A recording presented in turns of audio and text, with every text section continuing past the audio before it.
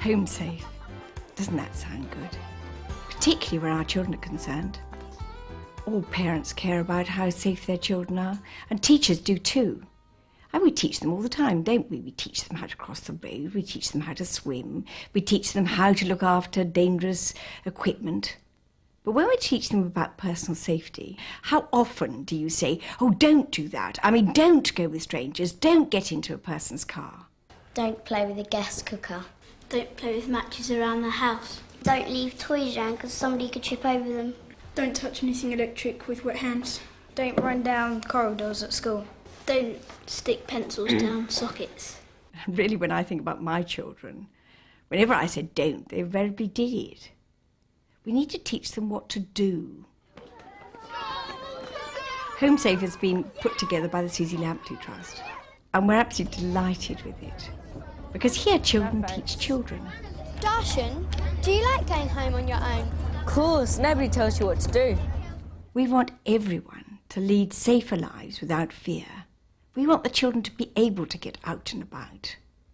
But in order to be able to do so, really safely, just like crossing the road, we need to give them the skills and the ideas to be really safe.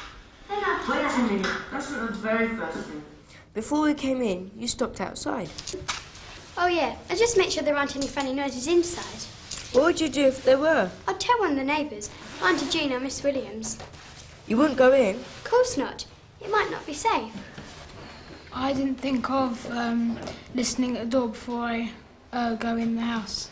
The next thing I do is this.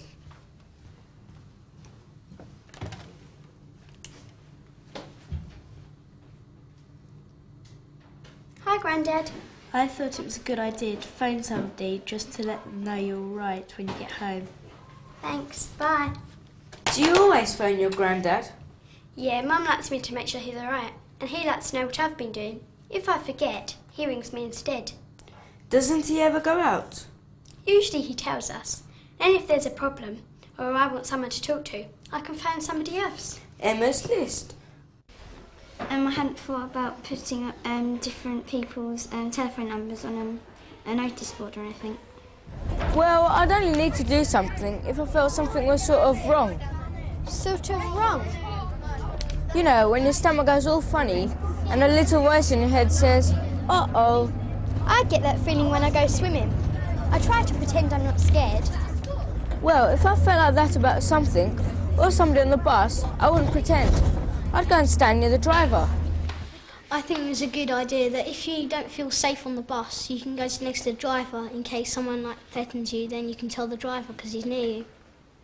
So, what do you do to keep safe when you're walking home? I try and walk home with my friends when I can, and we don't usually go down back alleys or through parks, unless we're all together. What if you're on your own? Hi, Mrs. Matthews. Well, I'm never all on my own, well, not very often. What I've done is I've worked out some people I could talk to if I wasn't feeling safe on the way home. Mrs. Matthews said I could talk to her. That's a good idea.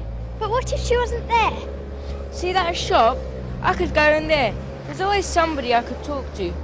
If I was at the station, I wasn't near anybody I knew, then I would go and ask a man or a lady who worked there. I'd go to a police station. Home Safe is a vital ingredient in helping our children grow up. I really do commend it to you. I think it's very useful, and you might want to try some of the things, and it will probably make you feel a bit safer at home.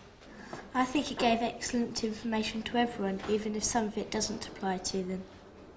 Now can I ask you a question? Go on then. Have you thought about how you're going to get home from here?